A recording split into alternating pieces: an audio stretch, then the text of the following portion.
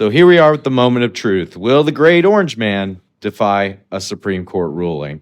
We had the Supreme Court rule 9-0 that Kilmar Garcia needs to be returned to the United States because his due process rights were violated. A couple things about this guy.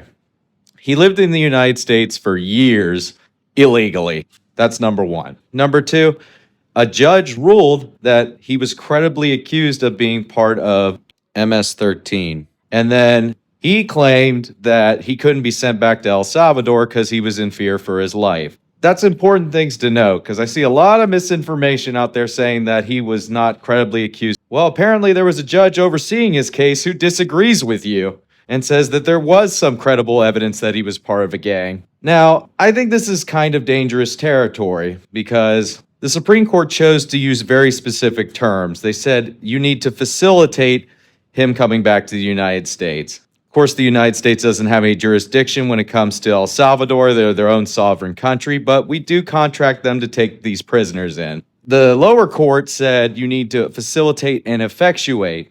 Those are two very distinct terms.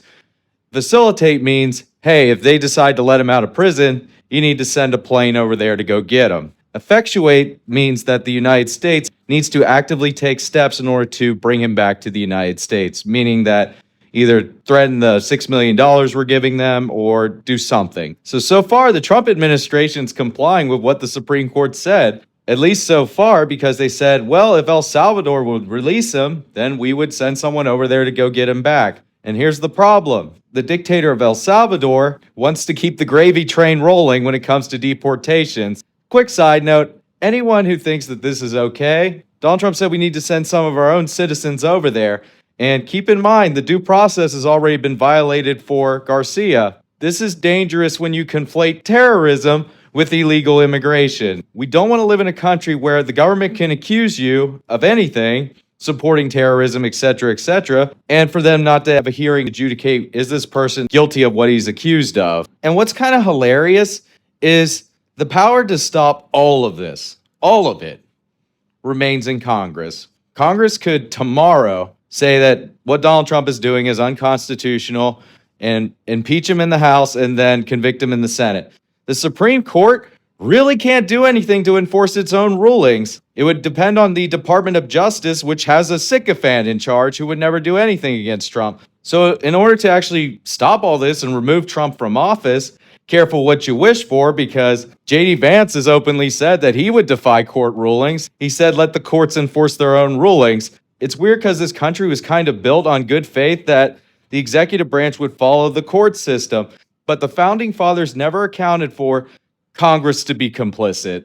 And that's because of all the money and all the donors and all that. They're scared. They want their own goodies, and they're afraid to actually oppose Donald Trump politically. This is their moment. Mike Johnson, who's just Trump's bitch and thinks he's Moses, and who's a Christian theocrat, is not going to oppose Donald Trump. And the Senate is controlled by Republicans. It's funny because even Congress now is starting to rethink clawing back the authority from Trump when it comes to tariffs. One of the biggest things that is great about this country is we have the rule of law. Everyone still wants to come here. It's 1/3 of global GDP. And that's why it's safe to put money in the United States, because we don't have autocrats. But now we're in this moment. The big money interests need to see this is not going to play out well for you all. He already destroyed all your supply chains with all the tariffs he's threatened. And it shouldn't be that one man can declare like, hey, I'm going to raise taxes on everybody. But the Congress has given away all of its power. It's surrendered it to the executive. And this has been going on for a very long time.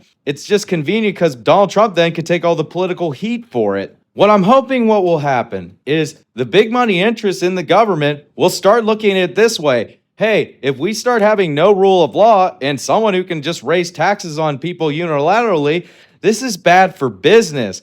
We don't give a shit about the alleged democracy that's here. And the only reason we're a superpower is because of good faith. It's because the rest of the world likes the United States. And right now, Donald Trump's picking fights with everybody. And if you're going to let him pick fights with everybody, and also to send people to an El Salvador prison without due process, this endangers everybody. And now the Supreme Court and the court system has to make a decision. Are they going to find Trump in contempt of court? It won't do anything, but it will drive down his approval rating, because people aren't going to like to see that. And the only reason I've ever defended Trump on my channel is because I've seen so many administrations get away with a bunch of bullshit. We even had the Bush administration just say, hey, as long as we can declare American citizens enemy combatants, that's good enough. They don't need any due process. This idea that Trump just started this authoritarianism is just untrue. But now it's out in the open, and we have the tools to actually do something about it. We still have two branches of government, and that's the court system and the Congress. The court system needs to do its part here. They need to say that you need to facilitate his return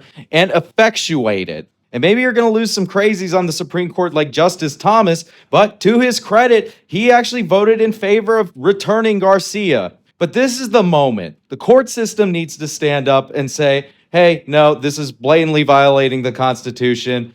And at least with the Bush administration with all their abuses, at least with the Obama administration with all their abuses, at least with the Biden administration and all their abuses, they put on a good face and pretended to actually care about the Constitution of the United States. This is what I said. This is a great litmus test for our democracy because the powers that be are not going to be able to control the electorate 100% of the time. You might have a demagogue get in there one day. You might have someone who doesn't give a shit about the Constitution of the United States. And I would argue the last three presidents didn't give a shit about the Constitution of the United States. But this is unique because they at least played along.